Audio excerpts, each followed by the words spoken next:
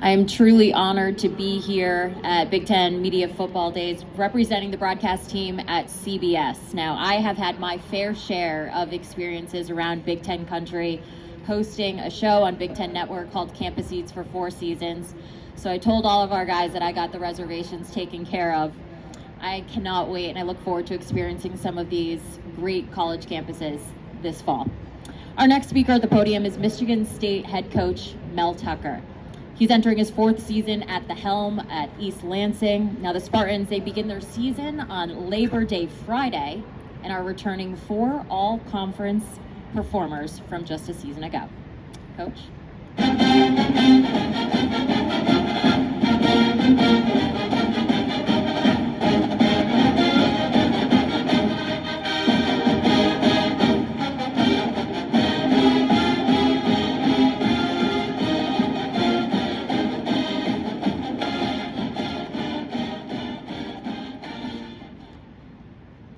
Thanks everyone for being here today. It's great to see everyone again as we begin this season.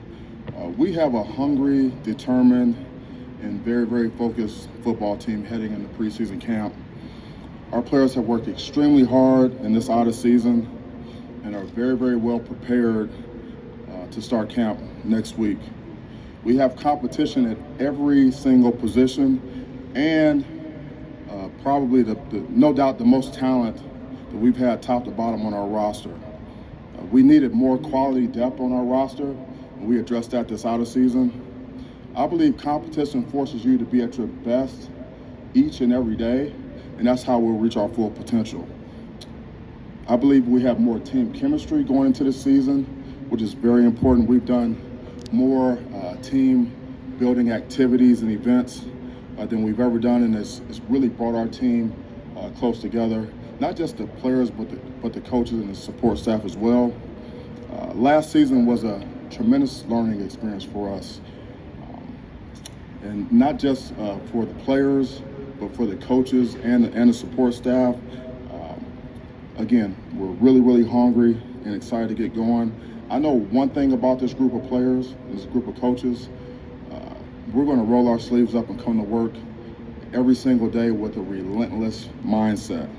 We have 3 core values at Michigan State, 3 core values: tough, disciplined, and selfless. That's what we're all about. So with that, I'm excited to get going next week, and I'll open up for questions. Yes? Where are we? We'll start down here in front. Okay. Jim, my man. Thank you. Jim Comparoni, SpartanMag.com. Just talking about players, first of all, Noah Kim, what do you see about him that leads you to believe that he's ready to compete for a starting quarterback job at this point? What do you like about him as a player? Yeah, Jim, Noah is a tremendously talented young man. He's a winner. He's got a lot of arm talent. He's very poised. He's very athletic. He's one of the fastest players on our team. He's in the top 20 fastest players on our team. He's got some experience. When he went in games last season, as you remember, he made it look easy. He's just got the demeanor that we're looking for. He's a guy that knows our offense, and he's going to do what we ask him to do. He's going to execute. Hands up, please. We'll go down over here.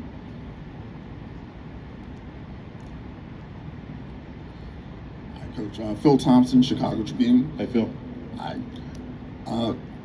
Given what's happened at Northwestern with the hazing allegations, has that motivated you to take a deeper look at the culture within your own program? And what conversations have you had with the university administration and the conference about hazing? Yeah, our culture is very strong, and our culture starts with connection and authentic relationships and mutual respect.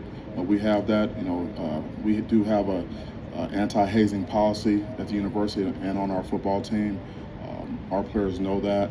I've talked to our athletics director, Alan Haller, and that's going to be one of the topics that we're going to cover when we report to camp next Wednesday.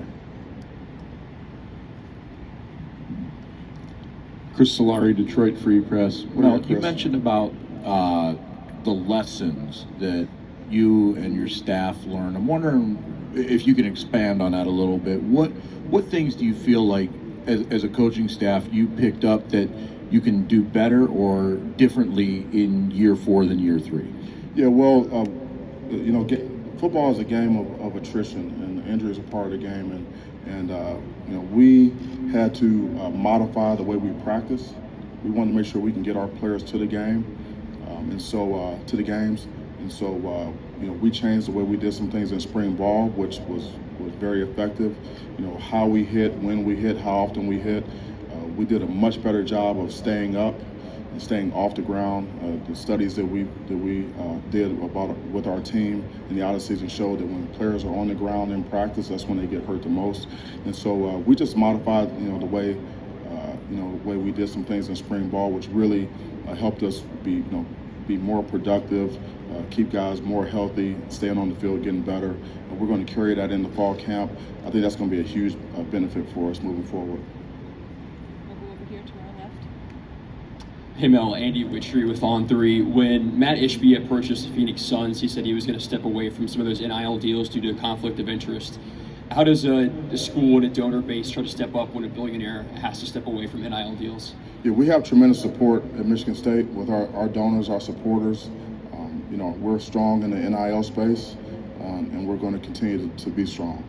We have a lot of our supporters, our donors that are willing to step up and help our young men, and so that's not going to be an issue for us. Next questions? Can you get your hands up high, please? Yep, right over here. Tim May, Letterman Row. Mel, do you feel like Deion Sanders kind of took your template for turning a team around and ran with it? And what are the pluses and minuses of the transfer portal and going heavily into it? Yeah, Tim, it's good to see you again. Always good to see you. Yeah, Prime has done a great job so far. I'm pulling for him and the Buffs to get that thing going again.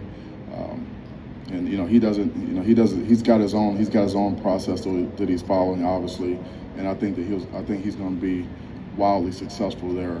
The portal has been a benefit for us. We've used it to help upgrade our roster. We can fill some needs immediately. Some of the downside is that we all know there's hundreds, if not thousands, of players that have entered the portal and haven't found a home. And that's disturbing.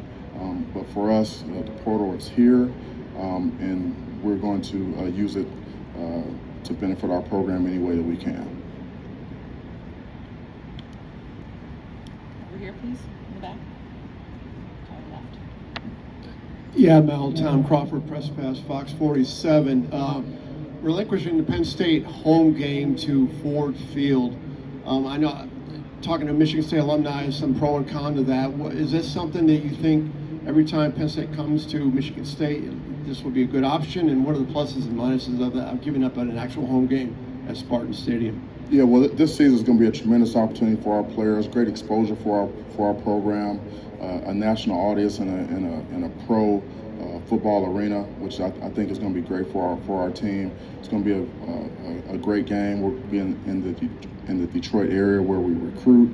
We have a lot of fans there, so I think that it's a great opportunity. We'll see how it goes, but I'm looking forward to it.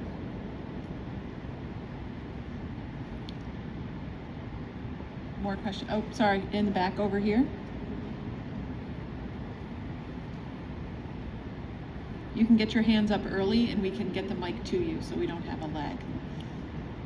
Good morning, Coach. Paul Fanson from Spartans Illustrated. You mentioned in your opening statement that you and your team went through some team building exercises in the offseason. Could you expand upon some of those activities and how you think that'll impact the season this fall? Yeah, just whether they're dinners or dodgeball tournaments or kickball games or going to movies and things, just activities, just getting our guys together along with the staff, getting to know each other. I mean, especially when you have so many newcomers every year, whether it's the freshmen or the transfer guys, it's important that we connect. Want the players to get to know each other, outside of football, which is very important. We've organized more of those activities than we ever done. And in addition to that, the players have done things on their own, which is even more significant, I think. So, and we've also brought in we're using outside firms to come in and work with our players on team building and leadership and team cohesiveness. And so with all those things, I feel like our team is closer than we've ever been. Yeah, thanks. All right. Good morning, Coach. Good morning. LA Clough, Iowa.Rivals.com. Your first away game for the season is in Iowa City at Kinnick Stadium. That's also Iowa's first home Big Ten game for the season. With new faces on the roster, how do you prepare them for that sort of environment? Yeah, well, that's a tough place to play. We all know that. Even when I played for Coach Alvarez at Wisconsin, you always knew you had to strap it up when you went there. But you know that game's a ways away, and right now we're focused on camp. You know, we start up on Wednesday, and we're going to take it one game at a time. But you know, our guys will be prepared, and they're going to play hard. We have time for one final question, if we have one.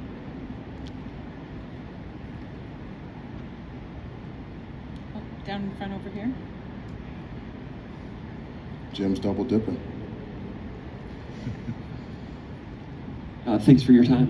Just one more question about the team as a whole. The defense, what leads you to believe that the defense is ready to take a step and improve over the past 2 years? I know injuries were a big part last year, but what did you see in the spring and off-season about the defense? Jim Comporti, SpartanMag.com. Thanks. Yeah, thanks, Jim. You know, we're a lot healthier now, and we're at full strength.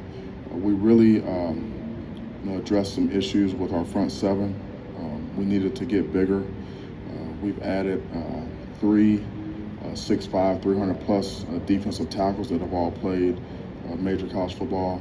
We added 4 defensive ends, 3 of them are 4 stars, and one, Tamisha Adelaide, a transfer from Texas A&M, who walked in the door at 280. And then, you know, Aaron Brule decided to come back.